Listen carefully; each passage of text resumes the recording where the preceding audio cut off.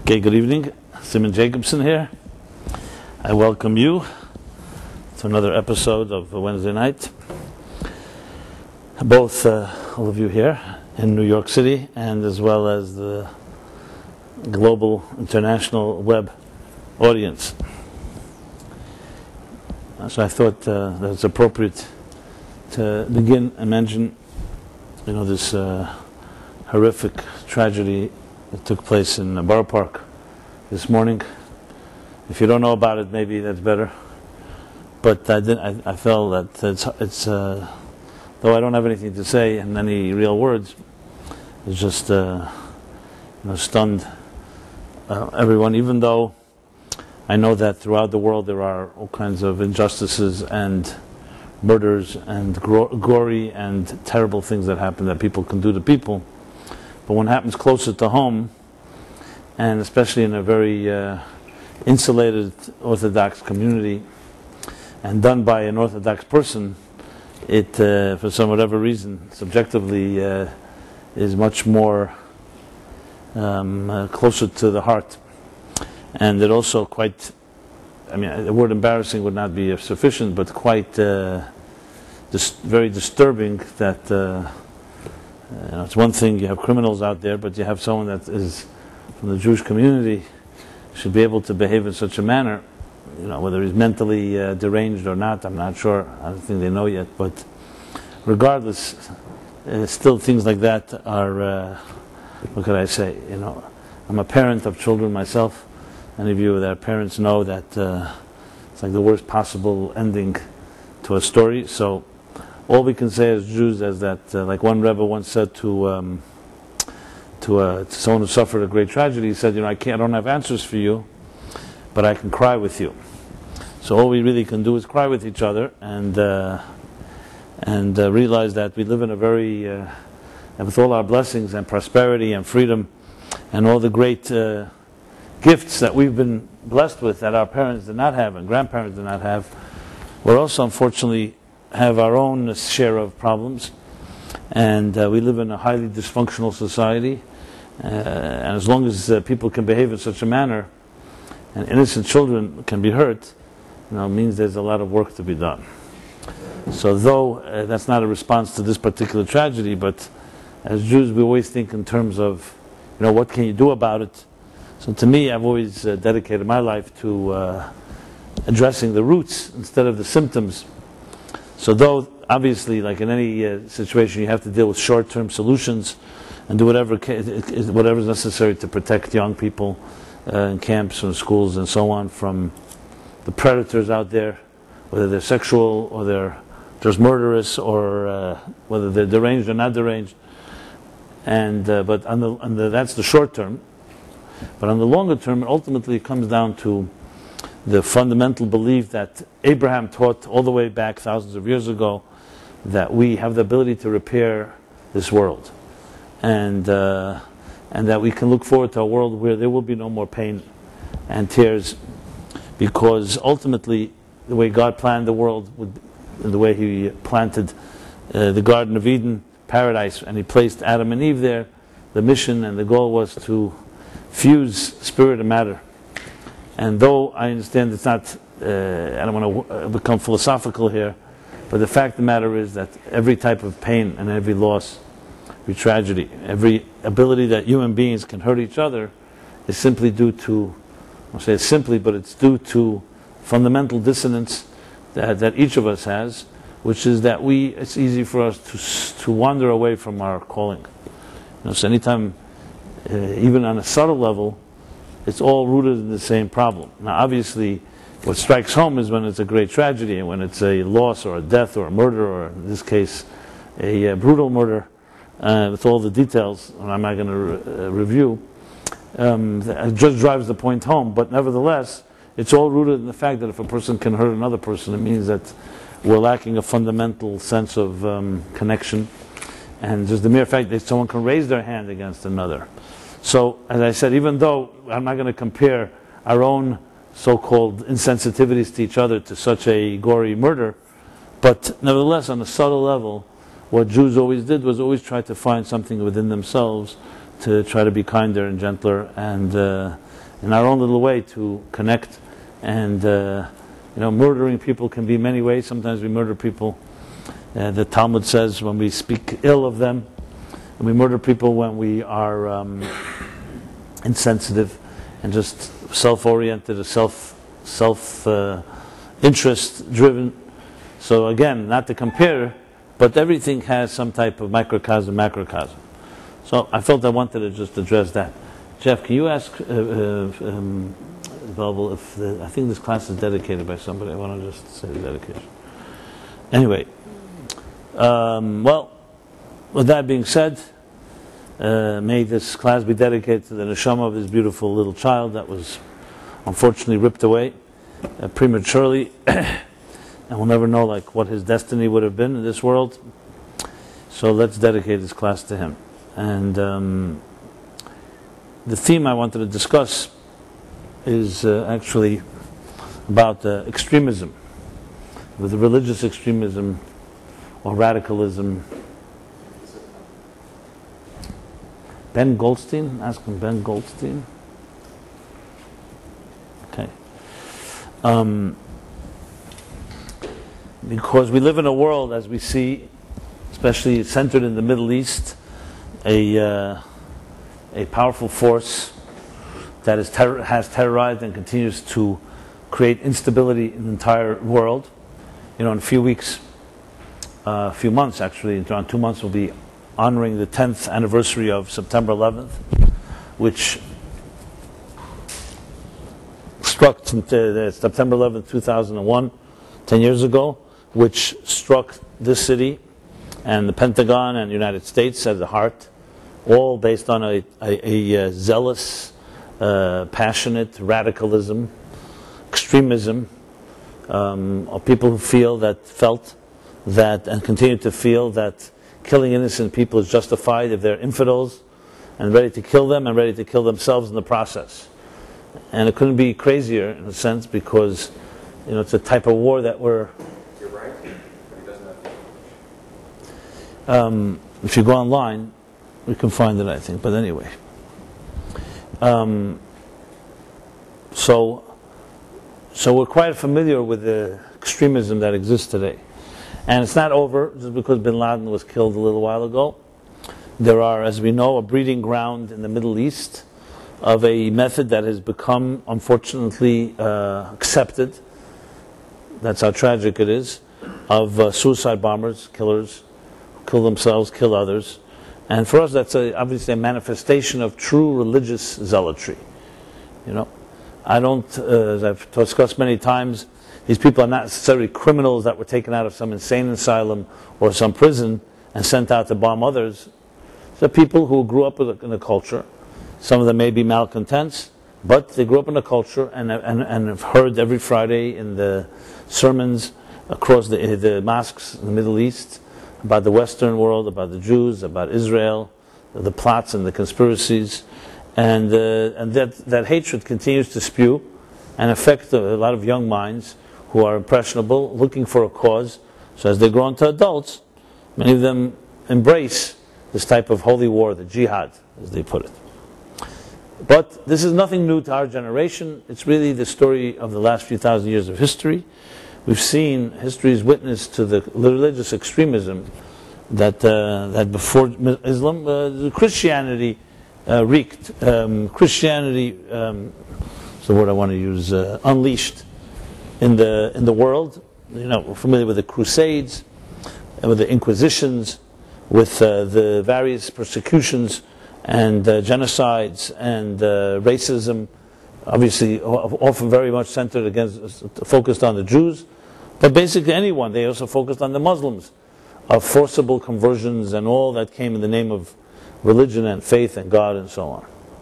So this topic of religious extremism is actually a very relevant one globally, and what I would like to discuss not only on the global level but also on the personal level.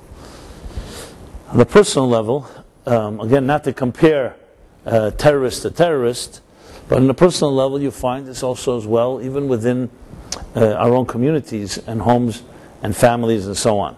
I mean, I don't know about you, but I've seen many, many families torn asunder, torn apart by some people in the family members that are very religious, and they are critical and fanatical and judge their own brothers and sisters and parents and cousins and so on, and to the point where there's a true distrust, even hatred in some way. In Israel, you hear the arguments and the rift between the Chilonim, the secular Jews called Chilonim, and the Haredim, the very religious ones. And the denominations in the United States, Reform, Conservative, Orthodox, Reconstructionists. So, though there are many good people who get along and coexist, but there are many, quite a few, that continue to feed a very intolerant, you can say, condescending approach. So, again, I'm not going to compare it to a suicide bomber who kills and kills others. Thank God in our world, we may argue there may be a lot of problems, but most of the cases it doesn't come down to the actual destructive, violent behavior. But emotionally, there is a lot of this divisiveness. And then to take it even further, personally in our own lives, if you really want to broaden thicken the plot and broaden the equation, the same applies in our own personal lives. Let's take a small example. We all, who of us is not guilty of committing a crime, what they call a crime of passion? Now let's define a crime of passion. A crime of passion is that some passionate desire or drive or need wells up in our hearts and souls and consumes you like a fire, and it completely turns you into a person who's completely irrational. You can commit something that's quite self-destructive, personally, emotionally, psychologically, because of that moment of passion.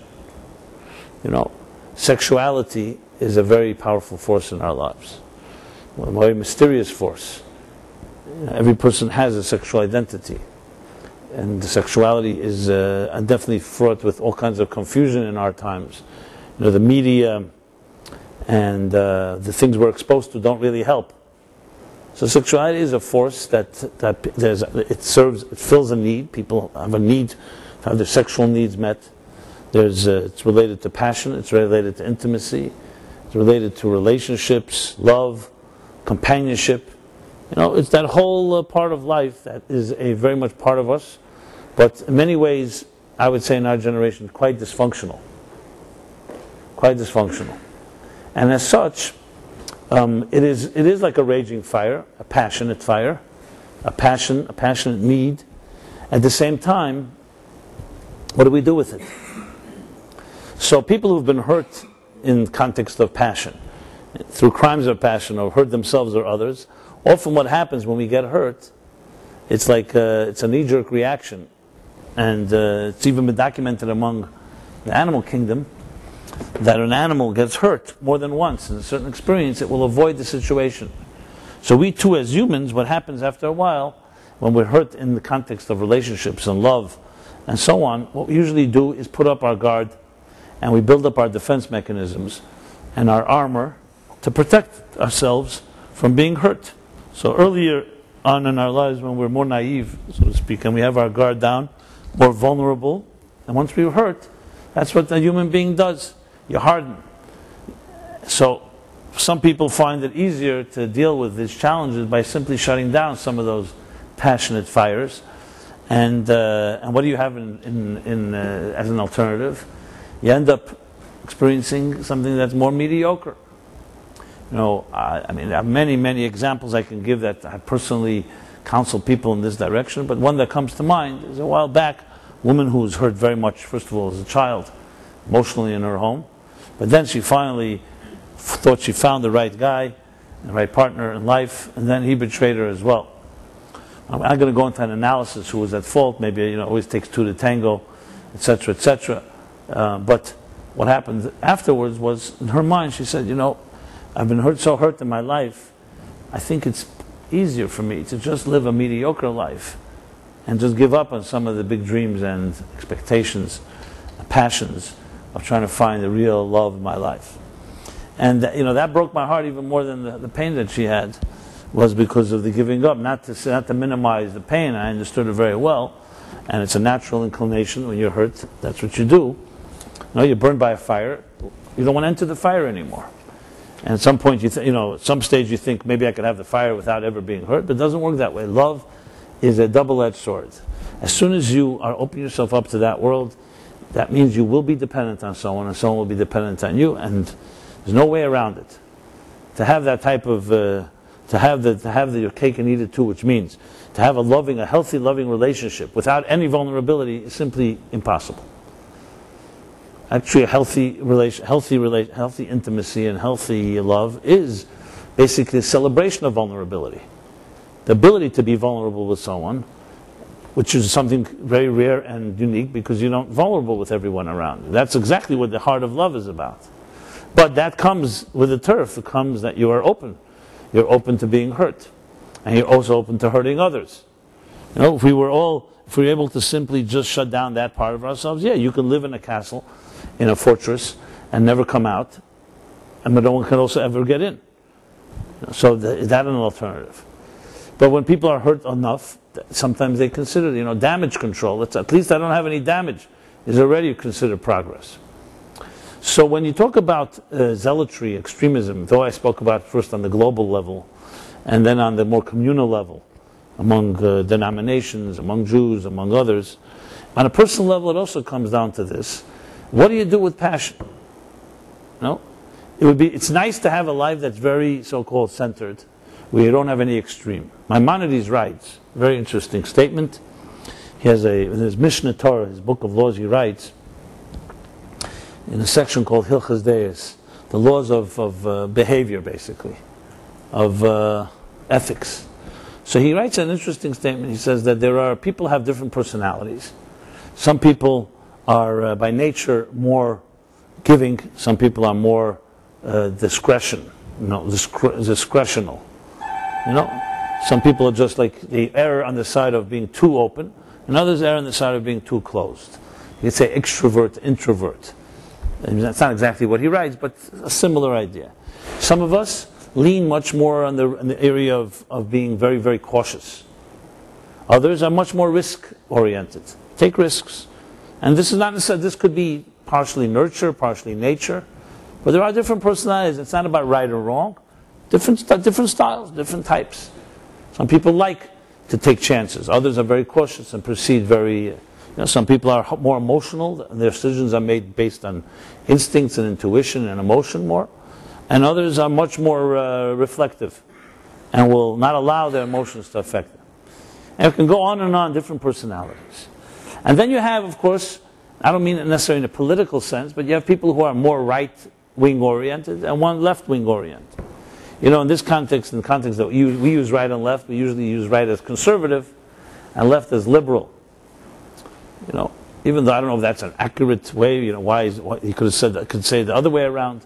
But anyway, right and left, you could also define in another way. We can define right and left as being right being more cautious in a way, and left being more open.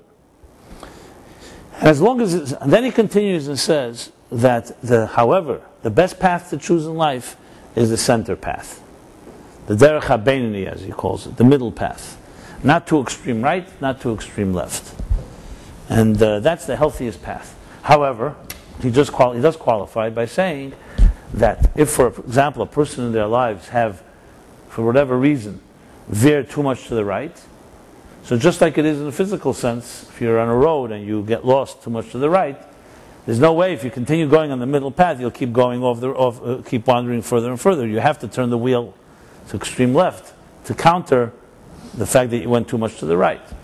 So his point is that therefore people who've gone to one extreme may need, only temporarily, a need to go to the other extreme just to balance themselves out. But in general, the best approach is always the center approach. So from, in a way, whenever I speak to, the politically charged audiences that have strong opinions in both right and left, I always thank the extremists, the right extremists and the left extremists, because they help us. Why? Because you don't know where the edges of the road are, where the shoulders are, where the margins are. This way, by knowing who's extreme right, where extreme left, you know where to choose the center to make sure you don't go here, you don't go there. So in a way, extremists can also help us by identifying and defining what is a centered path. But then the question is, as I said before, does that mean that there's no room for passion, for a certain radical zealotry or commitment to something? You know, we see in life, even though, as I mentioned, passion, zealousness, and especially in the religious context has caused much damage, but what would life be if we all became just center, more neutral, what we call in Yiddish parav? So you have fleshik and you have milchik. You know, you have meat, you have and dairy, and parav means literally neutral. But parav, when you say it psychologically speaking, a person says parav, basically undecided. You know, he's neither here nor there, which borders on apathy and mediocrity, and like you have no position, which unfortunately has also become a part of a dysfunctional element in our times, where people are just, you know, we're so open-minded, you don't have to have a position. Everything goes.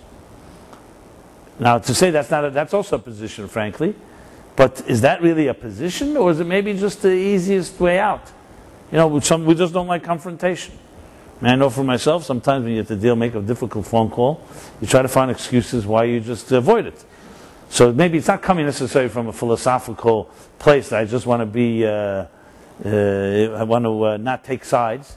Sometimes it comes simply from the discomfort of having to make a decision. So it's easiest to just say, you know what, everything is good. Like the classic joke where a couple come to a rabbi, and he makes his argument, the disagreement, and the rabbi says, you know, I think you're right. Then the woman says her story. He says to her, I think you're right. And then someone else says, how could they both be right? He says, you're also right. You know, which ends up being nothing. So you don't resolve anything. Yeah. Like that joke with the guy, the pollster's coming to the door of a guy, and he says, so you're voting like this or voting like that? He says, I think I'm from the undecided. You know, that's also a category, undecided. So, obviously, the girl comes home from school and she has a B+ on her report card. Her father says to her, look, an F or an A+, but anything but mediocre. You know, either extreme fail, that's fine, or extremes excellence. But mediocrity is unacceptable in this family. And so we get back to the question then. And again, I want to qualify. I'm not justifying in any way crimes of passion or acts of passion, or especially I mentioned suicide bombings and extremism, religious extremism that actually terrorize and kill other people and kill themselves. So clearly, the so-called the violence of it, the destructive elements of it outshine any virtue that you would say passion. But the fact is, when you step back, and I'm not emotional about it, I'm not saying we should be that, but just it's interesting. Remember, these people had something that sparked their passion. So though there was no justification, and I don't want in any way give an impression that I'm trying to look for some redeeming factor, but the fact of the matter is, if you want to preempt people behaving in destructive ways, yes, you can tie their hands up, but if you can access and understand where their passion is coming from, and then direct it in the right channel, it in the right place, you can prevent a lot of problems. So I mentioned this here quite a few times.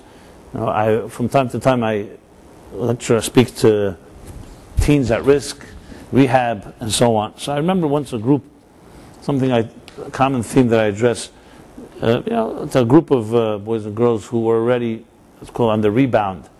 Many of them got really burned with drugs and alcohol and other stuff like that. And they were in a place already they were looking to get to rehabilitate themselves. So it was a more serious group. In other words, they had faced their demons and were growing through it. So I asked them in a very honest way. You know, some of them will become themselves great healers because they have gotten burned. Some at the verge of almost ODing, overdosing, and dying. So I've seen their own friends. They hit rock bottom, as they say.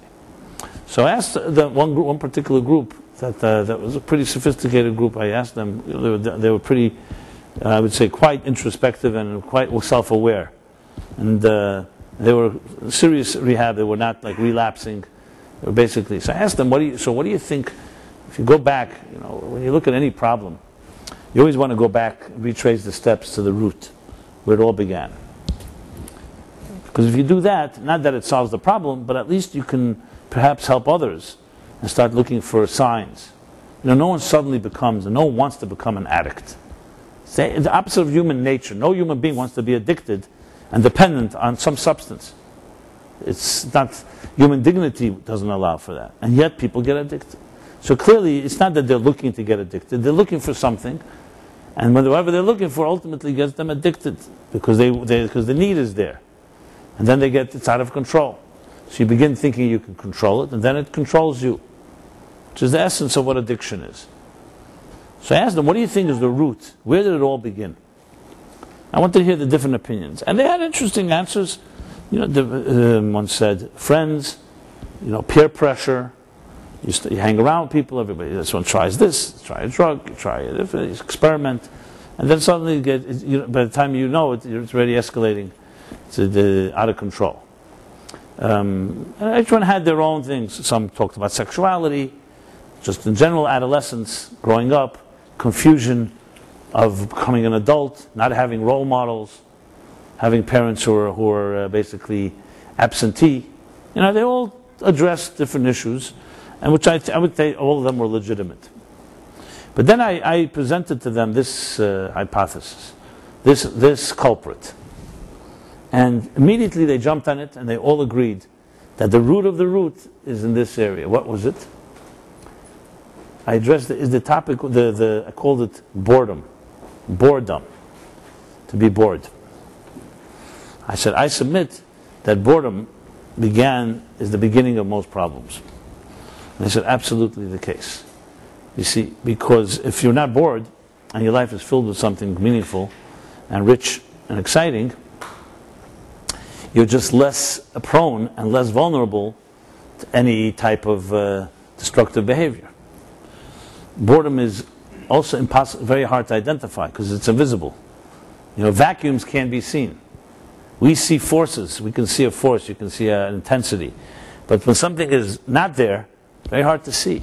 Can you look at someone and see they're bored? Yeah, if you look for it, you can see it.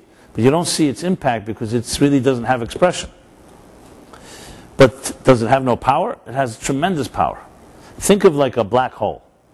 So no one's ever seen a black hole. Einstein predicted it based on his calculations.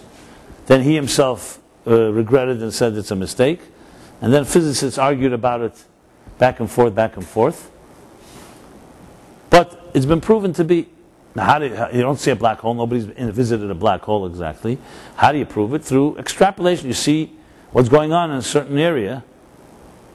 You know that there's clearly some body there, whether it's through that gravitational pull or some other impact that it has on its surroundings.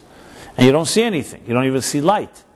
So it's clearly that some powerful force. So if you're looking at a certain area in outer space, and you keep observing the same area, you see that it's affecting, you see, for example, other bodies, whether it's planets or stars or just comets or meteors going out of their regular path, you have to conclude there's something affecting it.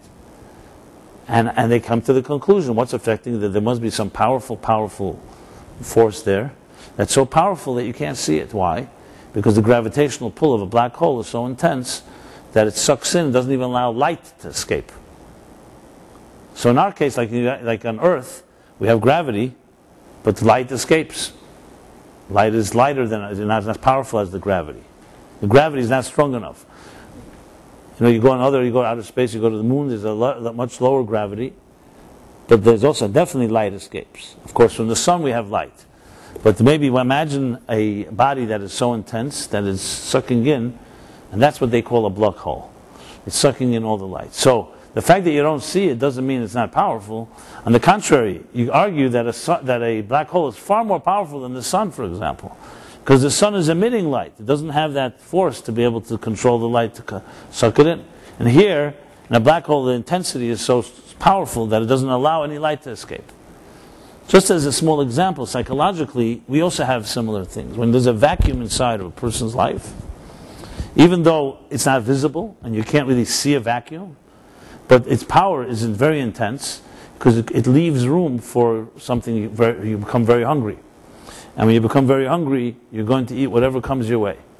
So a person's wandering in a desert, and they haven't drank water for several days, God forbid. So whatever drink is going to come their way, at some point they will be so desperate, they'll drink it without thinking whether it's poison or not. The same is true, and this is the discussion I had with these teenagers, that when you have that type of boredom, and you wake up in the morning, you have nothing to look forward to, no excitement, you're not very happy with your situation in life, you are at that point in the worst possible situation. Even if you're not doing anything wrong, because the potential is there, and you're vulnerable to anything that comes your way. And it's very hard to identify that stage, because no one comes and complains. You know, you can say it to you. You can tell your parents, I'm bored today.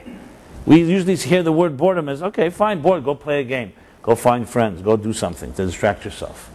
So I'm not talking about simple boredom like that can just be resolved.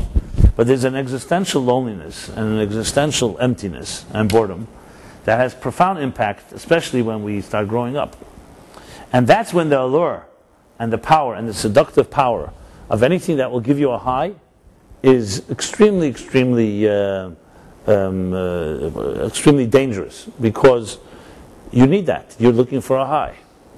And if you don't get it in a healthy way, you'll get it whatever comes your way. And the same is true when I was discussing earlier about sexual passion. Sexuality, from a Jewish perspective, is a holy and healthy and sacred experience.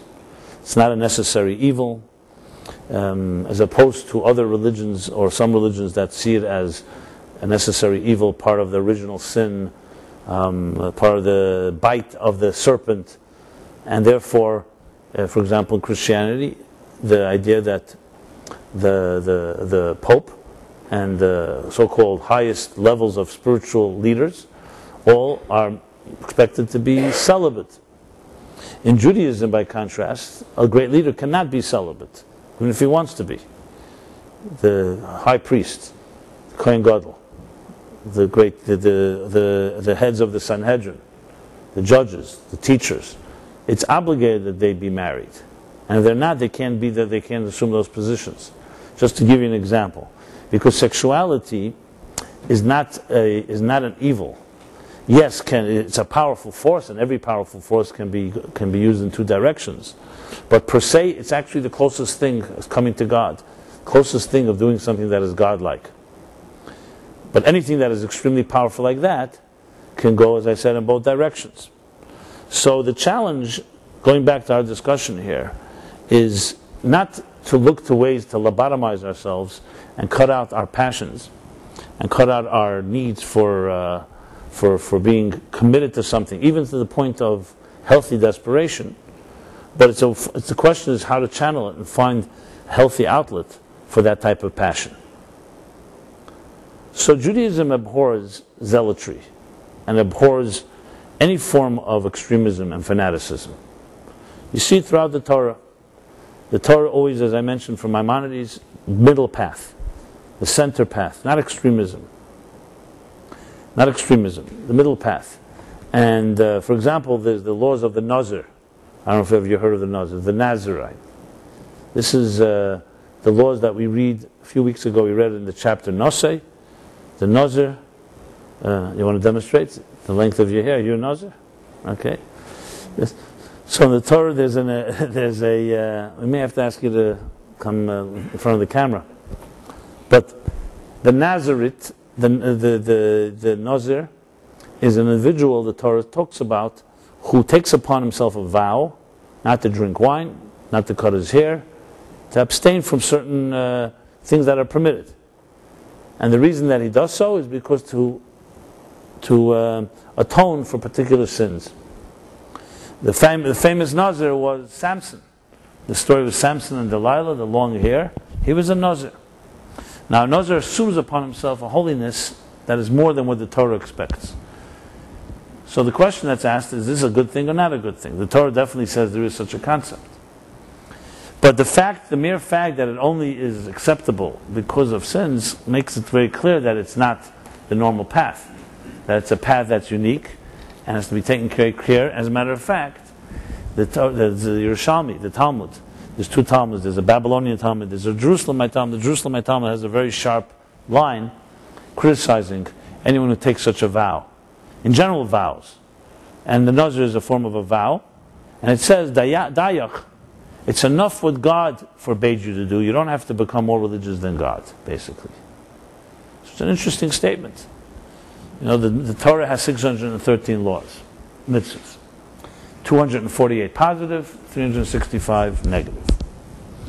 And there's a mitzvah in the Torah that we will read later in the Deuteronomy. It says, both a mitzvah and a prohibition. It says, le'seisif v'le'sigra. Do not add any mitzvahs and don't subtract any.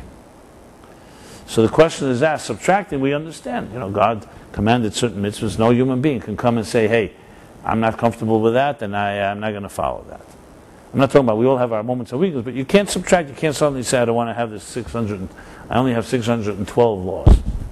Just for the record, most of the laws are not actually practical in our times, because many of them are connected with the offerings and with the laws in the temple, and laws connected to Israel during the time of the temple, laws of purity and impurity. So the truth is, we have only 86 actual mitzvahs that we're able to do, positive ones. Negative ones, obviously, you can always do because it's not doing it. So no matter when, you could always just not do it.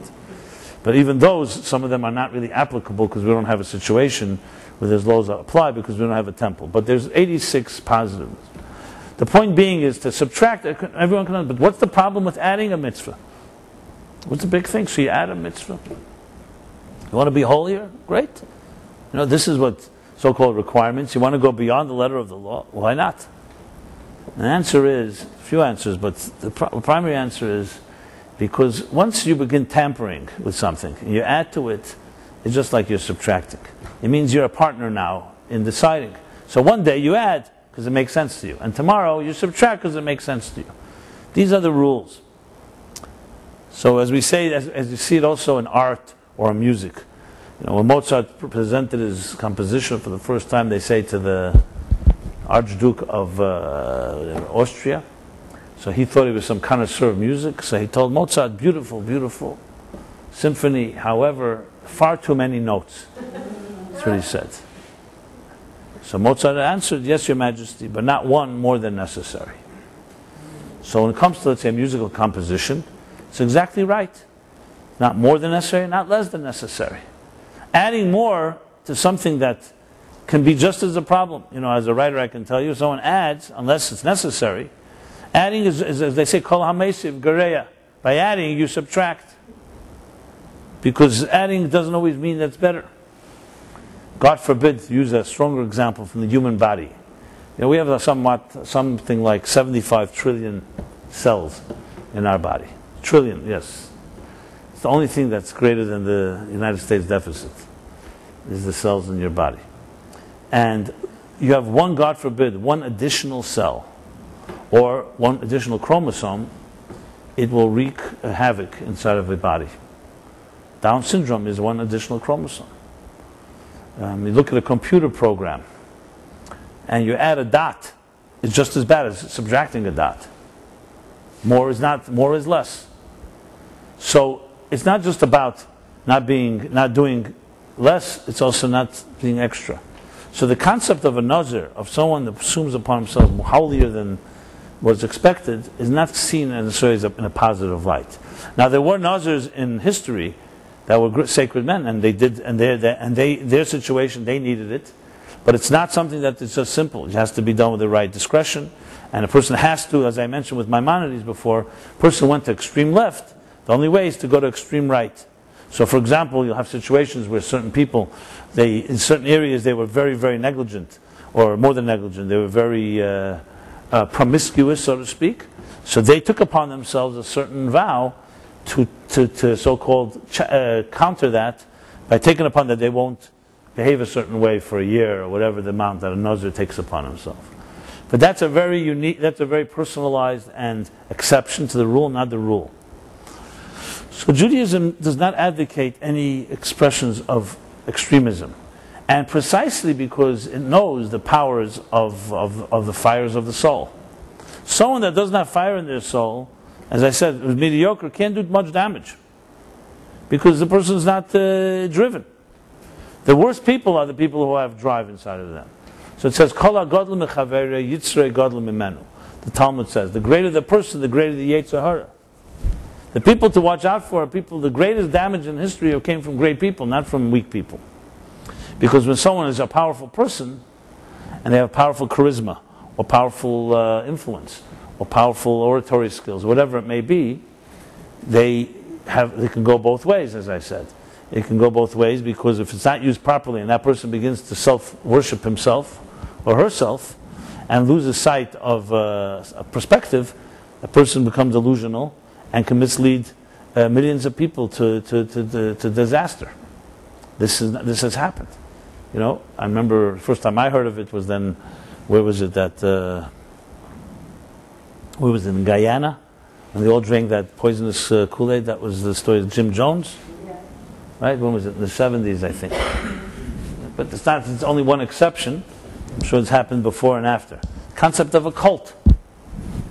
And when you speak to people who are in a cult, and I have, either while they were there or after they deprogrammed or escaped it, it's very what can I say? It's extremely disheartening, because you're talking to people who are completely lost. And they're convinced that they are doing something that's right. They completely submit to another person's will, whether it's mind control, whether it's brainwashing, or because they were looking for a leader. You know, all of us would love to have someone charismatic, someone that is a role model, someone that can help us find direction. That search is a healthy one. But when you're vulnerable and you find the wrong type of person, a con artist, or a manipulator, or worse, then obviously you're going to be deeply hurt.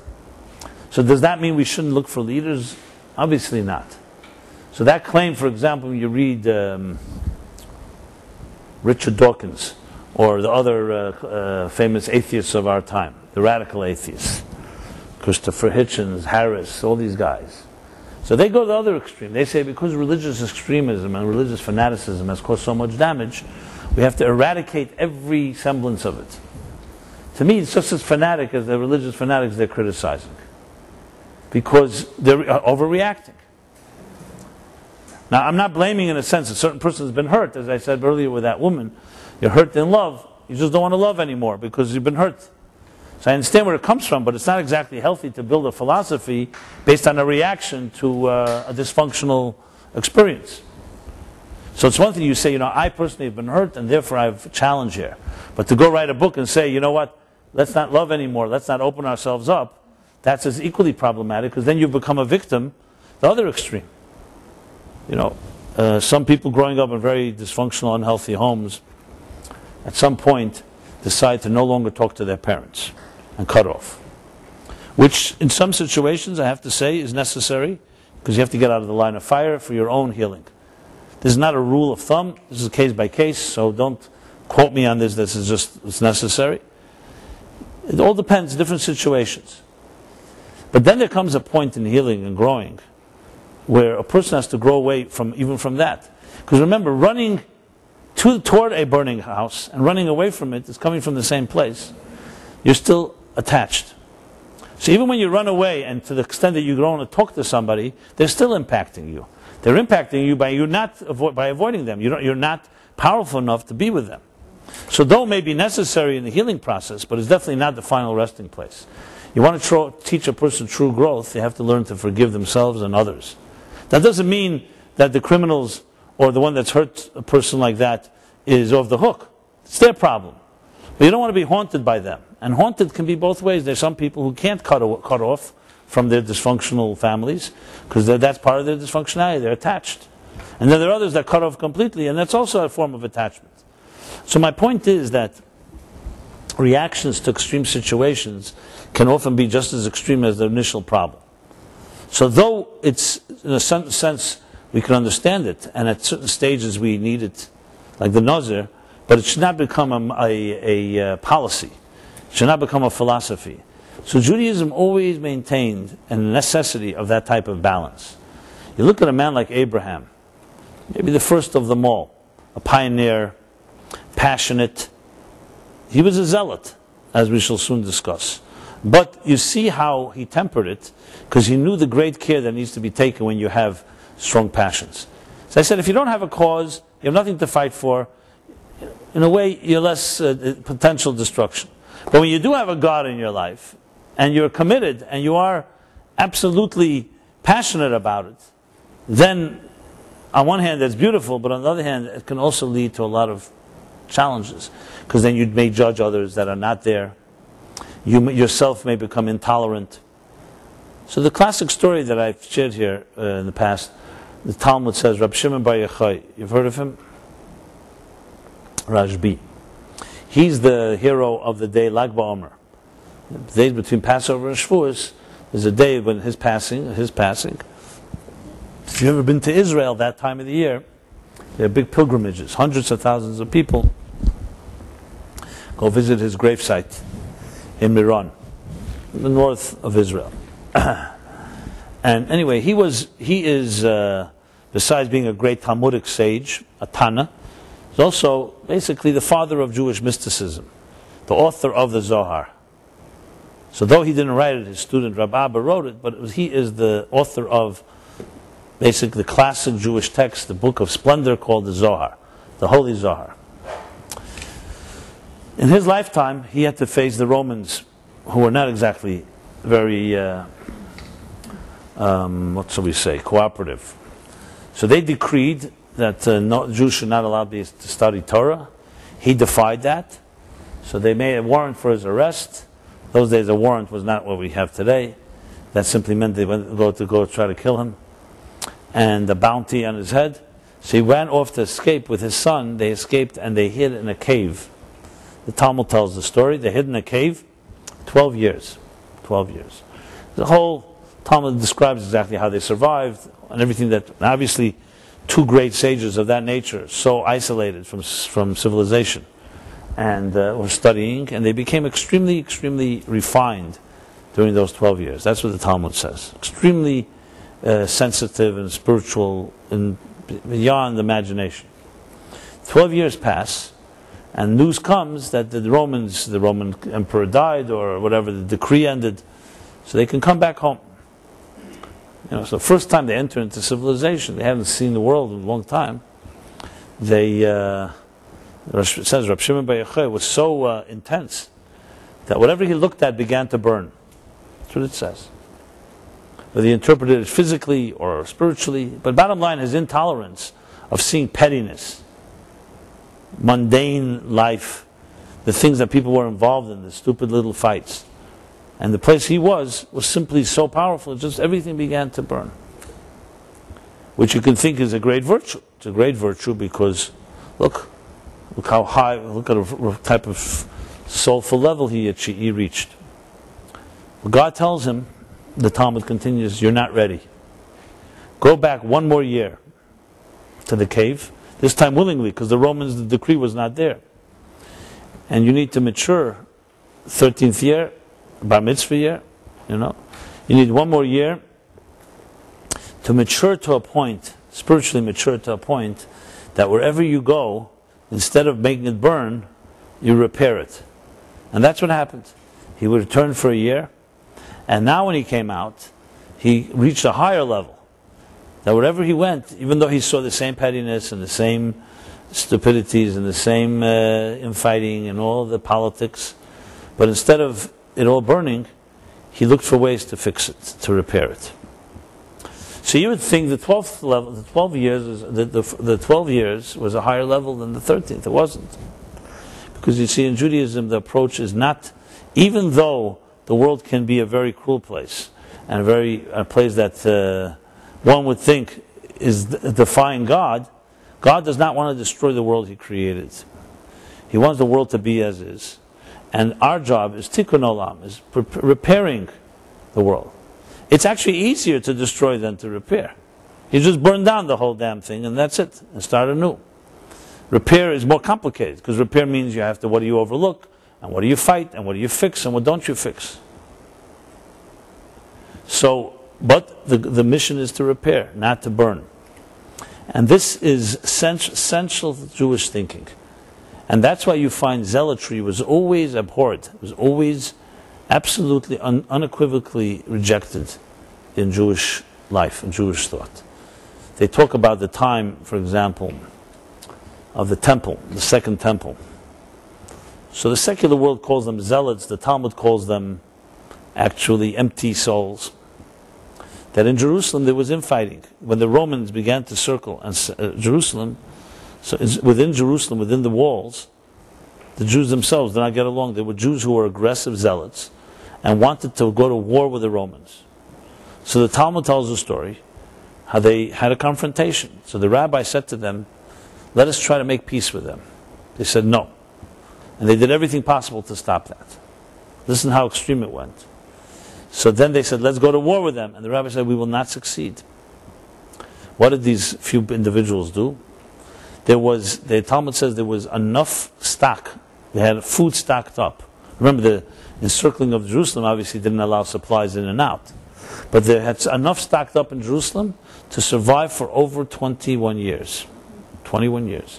Which would have definitely been enough time to not allow the Romans in. It's a long time. What did these guys do? Unfortunately, they burned up all the food and because their intention was to force the others to go to war. That's how bad it got. And this, of course, was not exactly what Judaism advocates. At the end just the end of the story is that Rabbi Yochanan ben Zakkai, who was in Jerusalem, one of his brother-in-laws was one of these zealots, but one of his nephews, a nephew of his. So he convinced the nephew to smuggle him out. And he would talk to the Romans. So there's a whole story how they smuggled him out. And he approached Vespasian, he approached the emperor. And his compromise was, he knew he couldn't ask for saving Jerusalem because it was too late. The Romans at this point, it was their pride, and they already set their mind. So he asked him, give me the town of Yavne and its sages. He realized the way to save Judaism is to save the scholars, to save the teachers, and to create a community. So even at the time, some thought it was controversial, but Rabbi Yochanan ben Zakkai obviously had a vision, and he realized that if he can get that, there would be some future, and that's why we're here today, actually. Because he was able to preserve, because the Romans would have killed everybody. But point being, let's go back to this. This is one of the cases of zealotry that is obviously just an example and demonstration of how destructive it can get when you're convinced that you're right. By the way, these are the zealots that ended up going to Masada, and instead of being captured by the Romans, committed suicide. So even though some consider it heroism, it's not so simple. Most of the rabbis did not see it as a virtue. I mean, we don't necessarily have to criticize them because they didn't want to go into captivity. But sometimes zealotry is not always the approach. So you see from all of this that Judaism always was recognized the powers of religious passion, and always checked it by making it very clear that you have to use your passion to repair the world, not to burn the world, not to destroy yourself and not to destroy others. And it's not an easy thing to balance, because look at Christianity and Islam, for example. It took Christianity almost 2,000 years, 15, 16, 1,700 years. The Inquisition, actually, I don't know if you know this, but it was just officially ended at the end of the 19th century. It wasn't active as it was in the earlier century, but they closed it down finally at the end of the 19th century. Because you see, religious passion, you're fighting in the name of God. In the name of God, everything goes. If God says, you're an infidel, someone's an infidel, from a religious perspective, kill them all. Abraham, what did he do when he saw infidels? He prayed for them. So clearly this type of radical approach is very dangerous, especially when you're a person of God. Rajbi was a holy man. He didn't mean to burn cities. It was part of a spiritual elevation that he reached. But that's not the objective. That's not the objective. So obviously all this is just strengthens the case and the big question. So why do we have one exception in all of history where zealotry is sanctioned? And that's this week's chapter. The story is that last week's chapter, Balaam the prophet gave advice to the people who hated the Jews that we cannot kill the Jews on our own. You have to get them to self-destruct. And his advice was that their God does not like immorality. Get them to be seduced by the beautiful women of Midian and Moab, and that will be their undoing. So the story continues. That's exactly what happened. And Zimri, who was the leader of the tribe of Shimon, openly disgraced God, openly took a Midianite woman and did an immoral act with her in public. He was not just a Zimri, he was a leader. So it says that Pinchas went and killed them both. That's what the Torah tells the story. So this is zealousness. He didn't wait for a trial. There was no due process. He lynched them basically. The Torah documents it. There's no way around it. So here comes the big question. What happens next? If the Torah went on and said, okay, Pinchas did something wrong, he should be punished. No. So we open this week's chapter, and this is what it says. I'll just read it to you. It says, God spoke to Moses saying, Pinchas, the son of Elazar, the son of Aaron the priest, has turned my anger away from the children of Israel by zealously avenging me in their presence. And I did not destroy the children of Israel because of my zealous anger. Therefore, say to him, I am hereby giving him my covenant of peace. It will be an eternal covenant of priesthood for him and for his descendants after him, because he was zealous for his God and atoned for the children of Israel. So here you go. We have one big exception. And not only was Pinchas not punished, or at least criticized, he was rewarded. What's even more puzzling, he's rewarded with what? With the covenant of peace. Like, how does that fit in exactly? A zealot is a zealot. To reward a zealot for covenant of peace, if he did something peaceful, then he's rewarded for a covenant of peace. So what is going on here? And this counters, like I said, every instance of zealotry that Judaism always abhors. Here you have an exception. Anybody has any thoughts on this? And it's documented. You see, Judaism is not afraid of talking about it. I know people who took and distorted this whole chapter and saying that Judaism advocates zealotry. Here's the proof. But it's a real distortion, because if you look at the entire Torah, everywhere the Torah does the exact opposite. So clearly this is the exception. This is, by the way, common in Bible critics, that they take one piece completely out of context. Where everywhere else it's something, you have to look at what's the exception, what's the rule. This is absolute exception. There's no other instance of zealotry that definitely is not rewarded. So what's the exception here? Why is this important to tell us this? So here's the key thing. The Torah finds it also interesting. It doesn't just say Pinchas. When it talks about him, it gives us his lineage. Pinchas ben Elazar, the son of Elazar, the son of Aaron the Kohen. Why is that relevant here? Why do we need to know who his grandfather was? But this answers this question. Now, what type of person was this Pinchas? When you look at a zealot, you want to know what kind of type of person it is. Usually a zealot has a nature of aggressive nature, a violent nature. Even if he uses it for good purposes, but someone you got to stay away from, because he's aggressive. And then he uses the aggression against others, even if in the name of God, even if it's right. But some people, Pinchas' personality, as testified by his lineage, and also from other ways he behaved, was actually one of the gentlest people of his generation. And that's why the Torah associates him with Aaron. What do we know about Aaron? Aaron was the man of love. The Mishnah in Pirkei Avot says, be from the students of Aaron. Oyev shalom v'reidav shalom. Love peace and pursue peace. Oyev es love all creatures and bring them closer to the Torah. This is right in the beginning of Pirkei Avot, the Ethics of the Fathers, chapter 1. That's what it says about Aaron. What was Aaron's life like? So the Torah talks, Moses was the teacher. Moses was the man of God, the prophet, the one that told the people what God wants of them. Aaron was a man of the people. It says that Aaron would go around, this is an actual story, he would go around and make peace between people who were always fighting. Especially husbands and wives. That's what it says.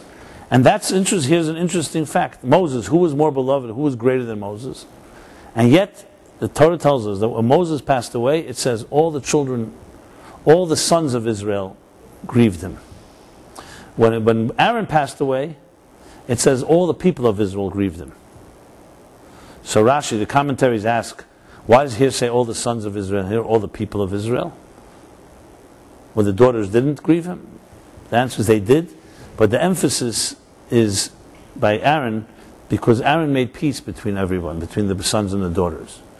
And therefore all of them felt his vacuum in a much deeper way, personal way, and that's what the Torah is coming to honor.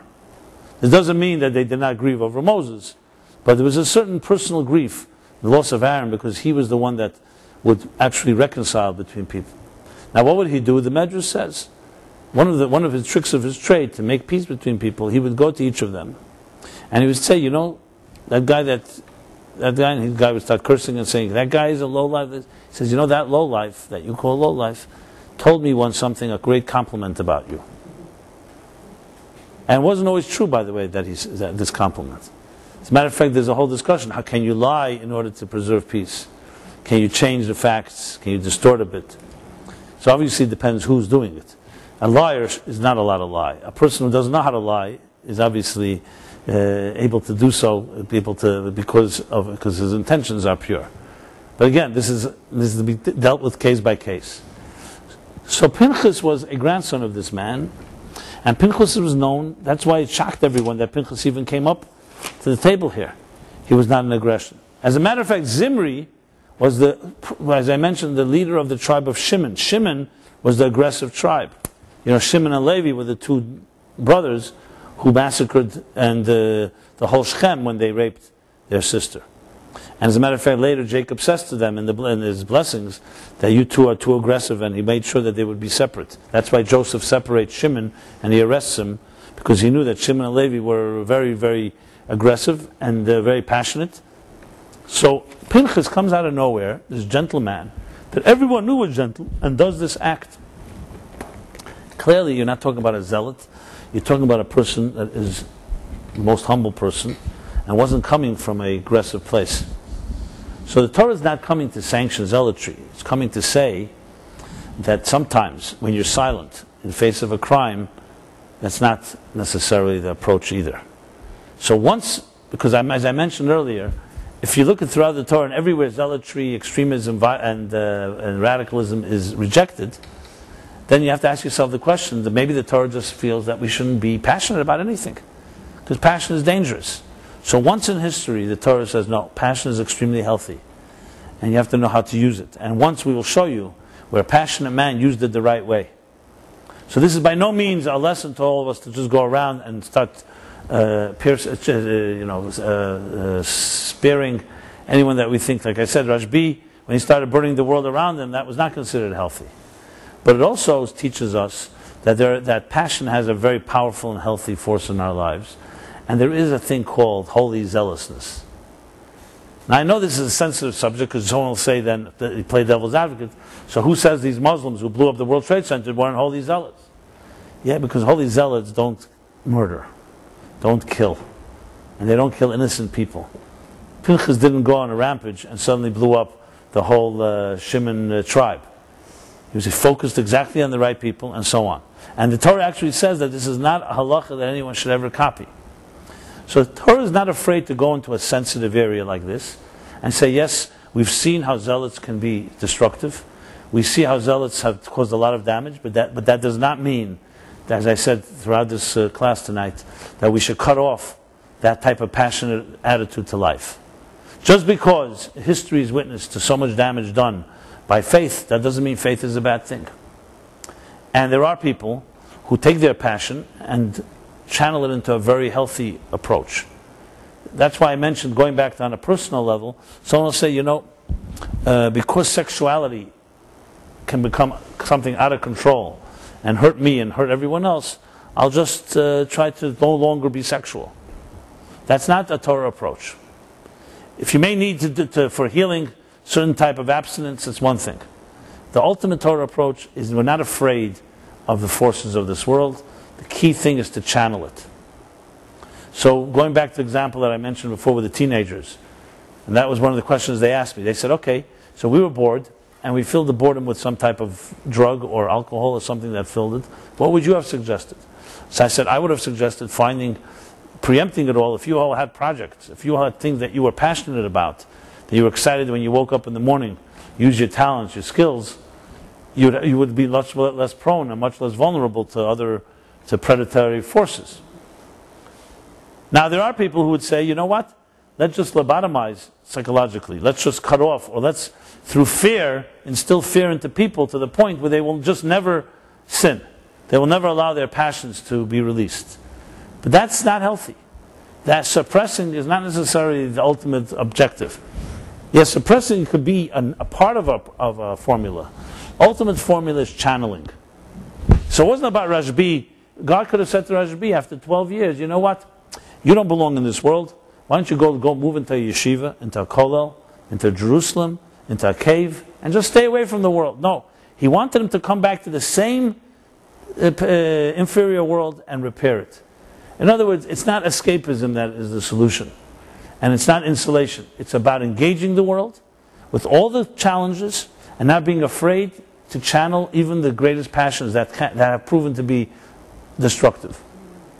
Now that's not a simple matter. That's a real risk. That's a real gamble. But God is a great gambler and has great faith in human beings. And just to demonstrate this, I'll give you an example. It's a very interesting episode. In the Mishnah, the Talmud tells the story.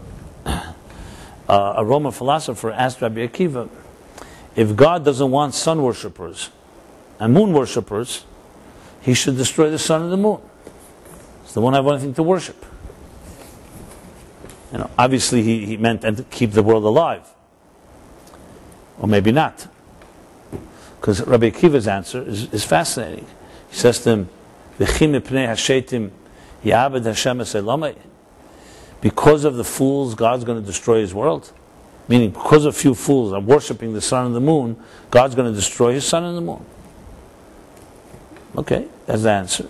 So the Tesis Yontif, the commentary on that Mishnah, follows up with a follow-up question. It says, so why didn't the philosopher ask the next question? Why doesn't God destroy the fools? That makes more sense. You know, that we have a sun and a moon, you have a world, but the fools don't know. And the answer, of course, is free will. You can't stop someone from being a fool. Want to be a fool? That's their choice. But this is a tremendous perspective on life. From a Torah point of view, every blessing and gift in this world is to be used for good and holy and constructive purposes, including wealth, gold, silver, and so on, to build a temple to God. Now you could argue money, some say, is the root of all evil. I don't know if it's the root of all evil, but the root of a lot of evil. And just think about, what would the world be like if money was not a need? If we all had the same amount, it was all allocated. No matter what you did, you couldn't get more and not less. And God would have kept the world alive in its own way. A lot of corruption that we know of, the fights that we have, most of them are around money. And then, of course, there's power and honor and so on. And yet, Judaism, does it advocate wealth or does it see it as a curse? So Jesus said the meek shall inherit the world, the impoverished. And actually poverty is seen by some in that world, maybe not by the so-called Calvinistic Protestant view, which is the birth of capitalism, but there are those that feel that poverty is the way, the path to God, because money corrupts. Judaism does not advocate socialism and does not advocate poverty. As a matter of fact, throughout the Torah you'll find wealth as a blessing, even material wealth. The fact that wealth can be used for bad things, yes, of course, anything with power can be used for bad things. So this is the choice we have. God will not destroy the world just because it can be used for something negative. We're sent down to this earth with free will, and we are able to use every gift in two ways. Is technology healthy or not healthy? I mean, you see how some people are consumed by technology today. It feeds into all the dysfunctionality, distractions, and depersonalization. Just try to have a meeting and tell me if anybody's not texting somebody. Now, that's not called rude. What's rude? But no longer rude because everybody's doing it. and we have to stay connected. And it's our livelihood, whatever the excuse we have. So technology can be seen as a big vice, a great vice. But technology, you have to remember, is part of God's creation. How we use it is the vice. That's up to us. So Judaism goes in the path that is the most difficult path of all. Like one path could be, you know what? Just indulge in everything you want and just do whatever you want. Let the passions go their way, and if it destroys, it destroys. The other path is a path of asceticism. Because all these things are so destructive or so potentially destructive, let's avoid it all. Live a life of frugal life.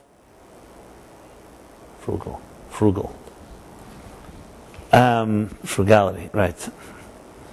And avoid the challenges of excess and indulgence and stuff like that. And Judaism takes the most difficult path. Enter the lion's den, enter the fray, but God says, have confidence that you can use it for the right purpose. So, therefore, you have the story with Pinchas. Passion is a very healthy thing. Can it be used the wrong way? Absolutely, and that's why the Torah is very careful not allowing zealotry to become a path, an option. It rejects it anywhere possible, the nazir and so on. But, in order to remind us that passion has its place, and there are times where becoming so-called passive and indifferent can be equally dangerous than the greatest zealot. I mean, think of the silence during the Holocaust. Which is the greater crime? The rape or the silence? It's a good question. The silence of good people when there is an injustice is just as unjust. Yes, that's true. If someone mugs somebody in the street, the mugger is the criminal. But if other people walk by and ignore it, are they not criminals? So of course there's an excuse, I don't want to get hurt, I don't want to get involved, maybe there's a personal dispute. But let's be honest, a lot of it is due to just protecting your own skin, and you don't really, if it's not you, you don't care. They tell the joke about these two guys camping. And one of them wakes up in the middle of the night and he hears a bear is groveling around. Has smelled the food. So he wakes up his friend and says, let's get out of here fast, there's a bear. And his friend sees this guy, the friend sees him tying his shoelaces. He's putting on his sneakers and tying his shoelaces. So he says to his friend, what do you think, you're going to outrun the bear? He says, no, all I have to do is outrun you. That's called a world of dog eats dog, okay? Take care of my own needs, no one else's. So that's not what we're talking about.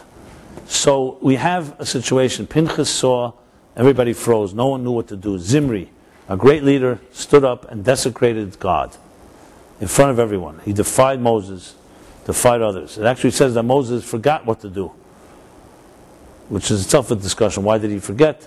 Some say in order for Pinchas to be able to rise. And once in history, it was sanctioned.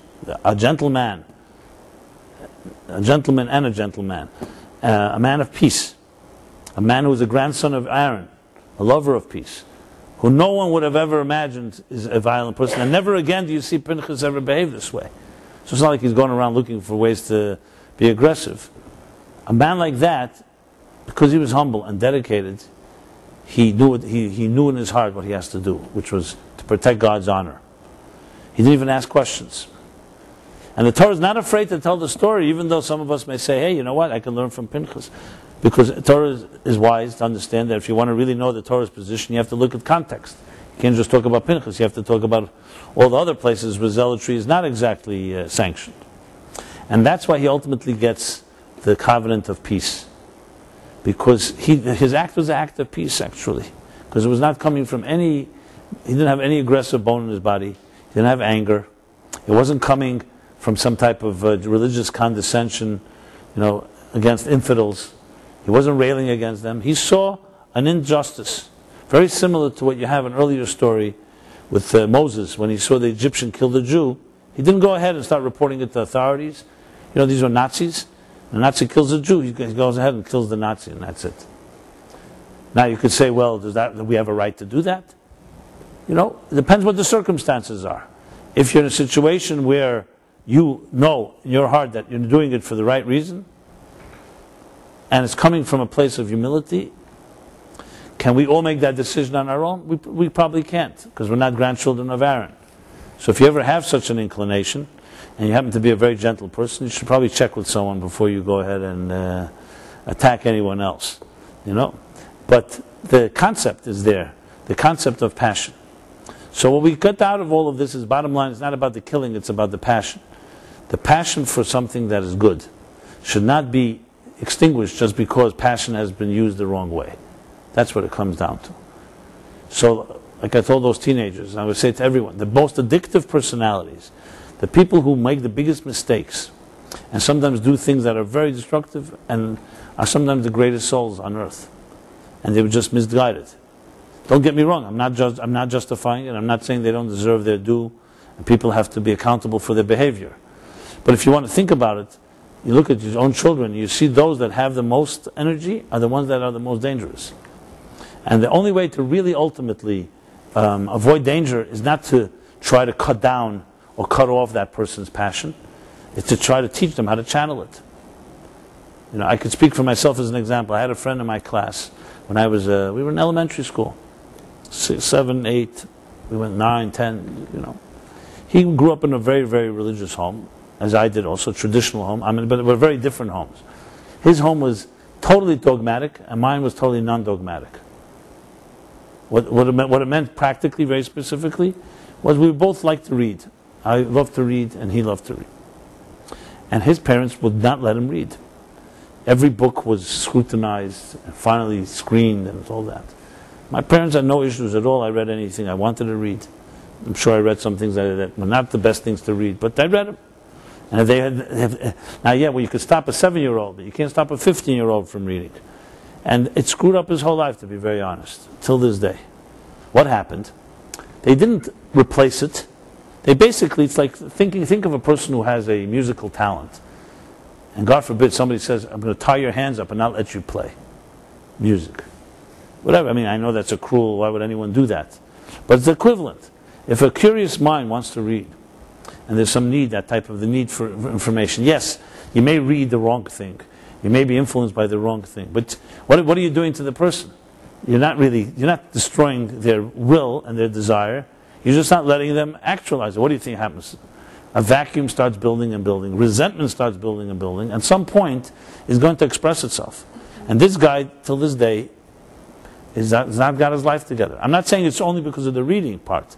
That was one part of a whole dogmatic life that basically he never was able to actualize himself.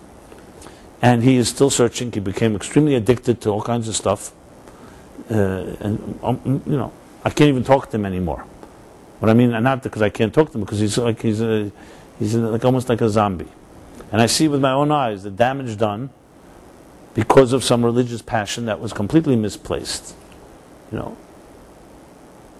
And on the other hand, this guy was a passionate guy, a passionate reader, and he was never allowed to express it because of his this distorted view of his parents, that they thought that if he reads the wrong things, who knows what will happen.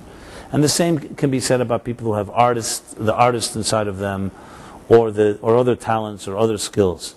People with great skills, you cannot bury those skills. You have to find a channel. And when you find a channel, a healthy channel, that's the way you deal with situations.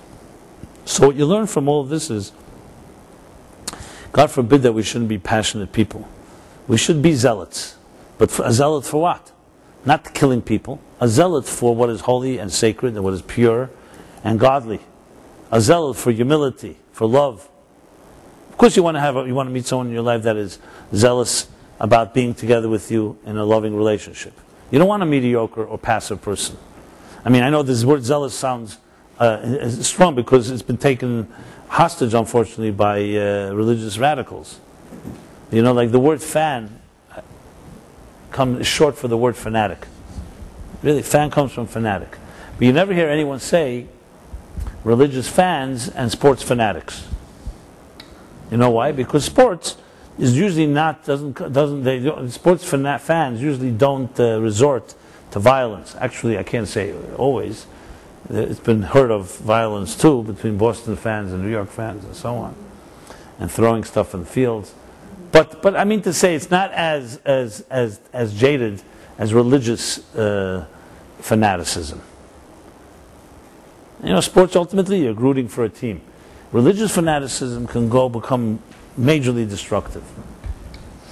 The Kotzker Rebbe says an interesting thing. He says there's a Mishnah that says in the Ethics of the Fathers as well, says that every machlekes, l'shem shamayim, machlekes for the sake of God, will never end. Now, the literal interpretation is it will never end because it's not really a war.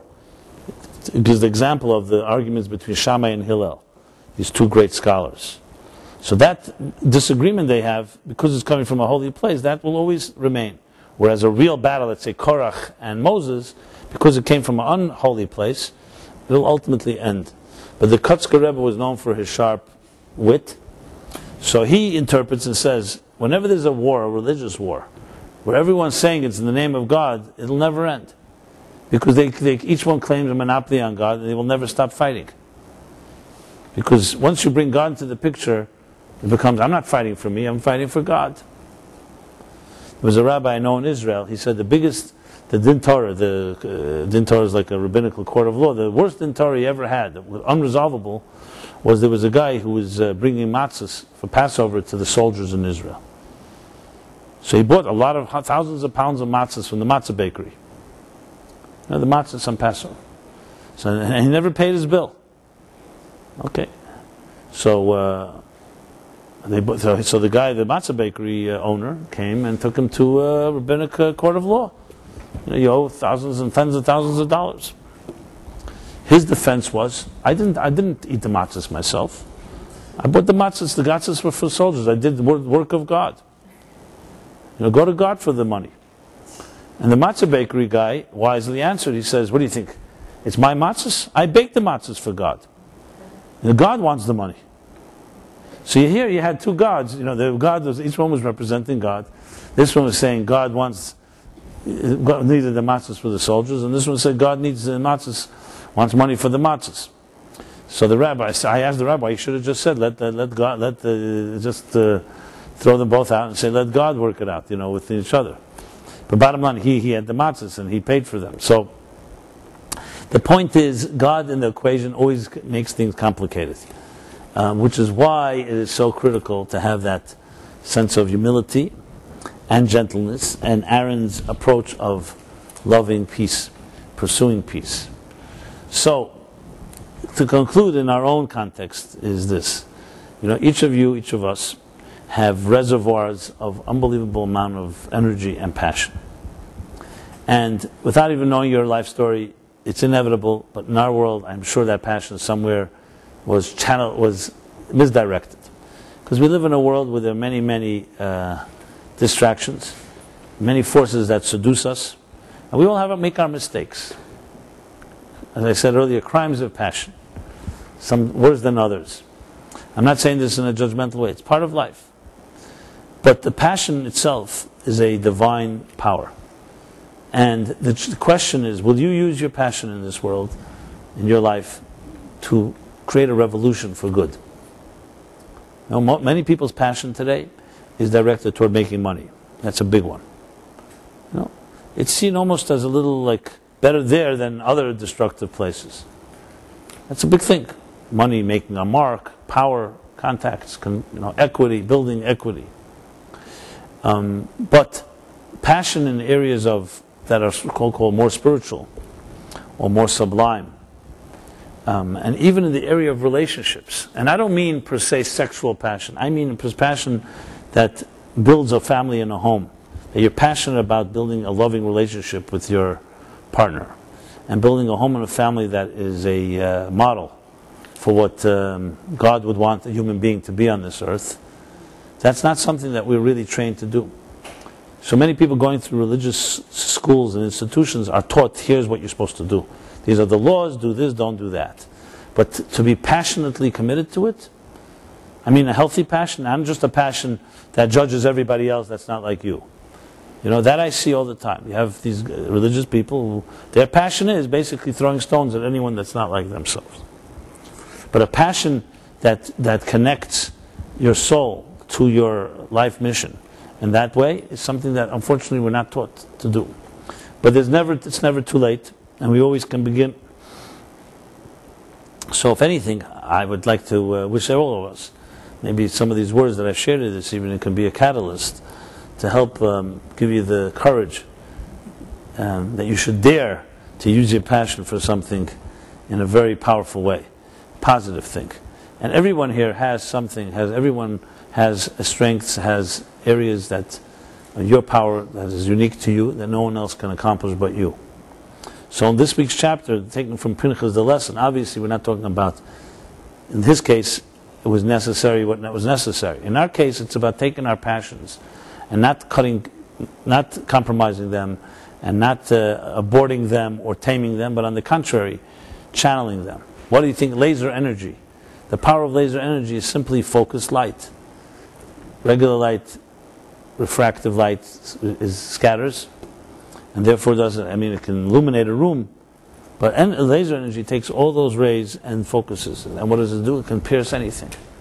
The story of Rabbi Akiva, that he saw the drops of water piercing the stone. The persistence, the power of persistence.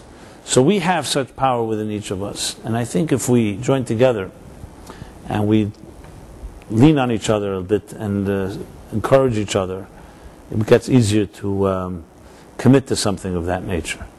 Now, everybody, not commanding or telling anyone what to do, but it would be beautiful to see a grassroots surge of people like ourselves that commit to something in this crazy world where there's so much passionate and zealous energies going to destroy, and so much passion and zealous going to all kinds of superficial and impermanent things, to take some of our passion and build something that's really permanent and powerful.